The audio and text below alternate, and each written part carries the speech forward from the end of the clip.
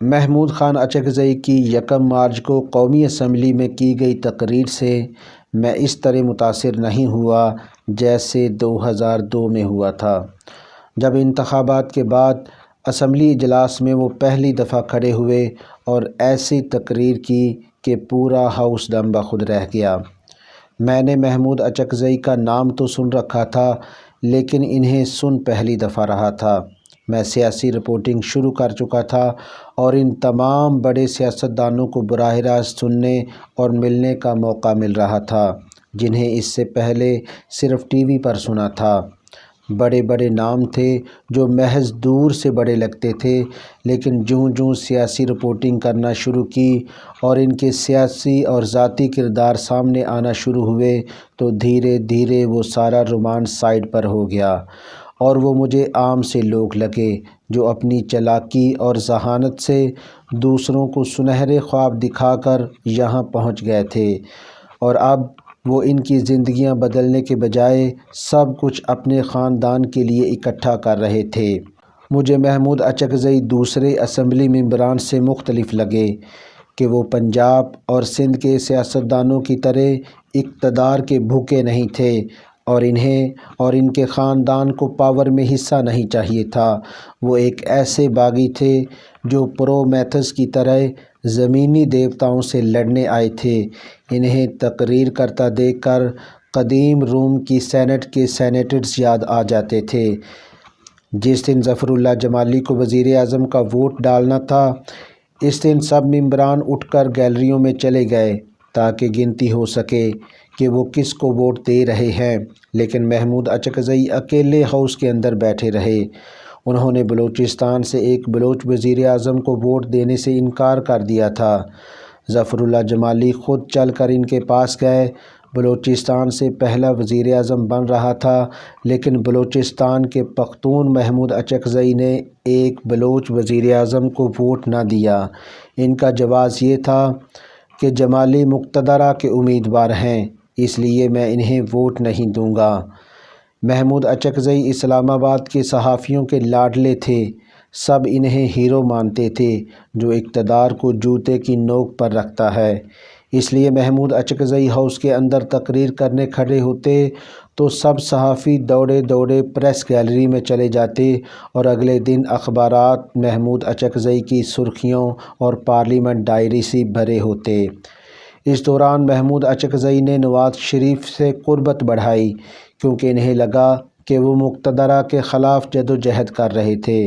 نواز شریف بھی محمود اچکزئی کی تقاریر سے متاثر تھے، اتنے متاثر کہ 2013 میں محمود اچکزئی کو نگران وزیر اعظم بنانے کا فیصلہ کر لیا تھا۔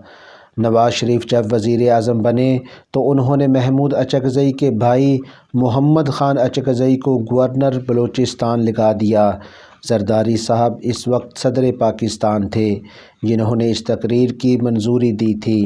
تب محمود اچکزئی بارے خبریں آنے لگیں کہ ان کے رشتہ داروں میں سیٹیں اور وزارتیں بٹنے لگی ہیں۔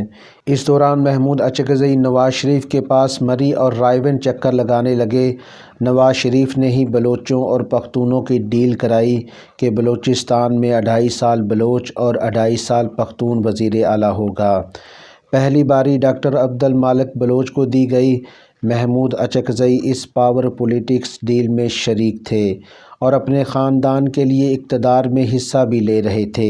2013 میں نواز شریف کے وزیر اعظم بنتے ہی وہ محمود اچکزئی کہیں گم ہو گیا، جس کے بارے میں کہا جاتا تھا کہ پنجاب کے لیڈروں کی طرح اقتدار کا بھوکا نہیں۔ محمود اچکزئی سے میں نے خود نواز شریف اور پنجاب کے دیگر لیڈروں کے خلاف گفتگو سنی تھی۔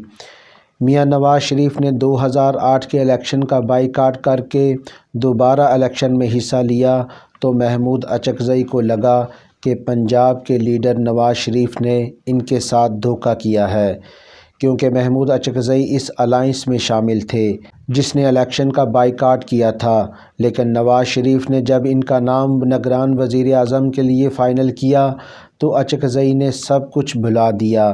پھر نواز شریف نے ان کے بھائی کو گورنر بلوچستان لگا دیا۔ اس پاور شیئر کے بعد تو محمود اچکزئی سب کچھ بھول گئے اور پنجاب کے لوگ اور سیاستدان پھر انہیں اچھے لگنے لگے۔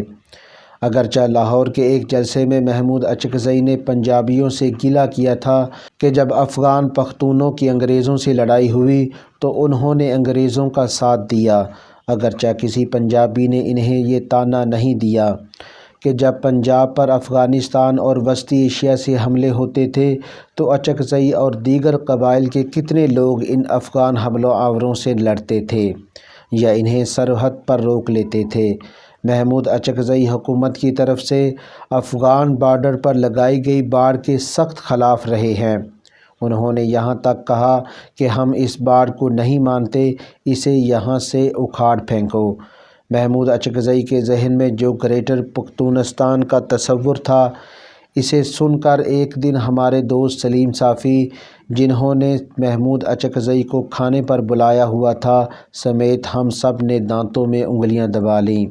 محمود اچکزئی نے 5 برس نواز شریف حکومت کے اتحادی بن کر اسمبلی میں تقریریں کرتے رہے کہ وہی گیلری جو ان کی تقریر سننے کے لیے بھری ہوتی تھی خالی رہنے لگی۔